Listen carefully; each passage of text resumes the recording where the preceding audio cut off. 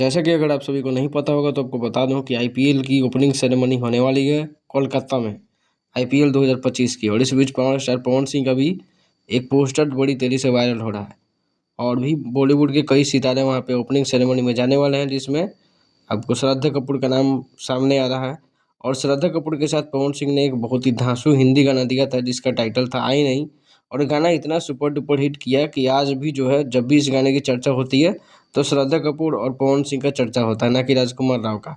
यहीं opening ceremony की बात करें तो 22 तारीख को कोलकाता में ओपनिंग सेरेमनी होने वाली है। इसके पहले भोजपुरी के अभिनेता खेसारी लाल यादव लखनऊ में एक मैच के दौरान नजर आ चुके हैं आईपीएल में। इसी आधार पर पावर स्टार पवन सिंह का जो पोस्टर वायरल हो रहा है उस पोस्टर में स्पष्ट लिखा हुआ है Pawan Singh as a guest बुलाया जाना उनको ओपनिंग सेरेमनी में परफॉर्म करने के लिए। कितनी सच्चाई है कितनी नहीं, यह तो बाद में जानकारी पता चलेगी जैसे ही मिलेगी।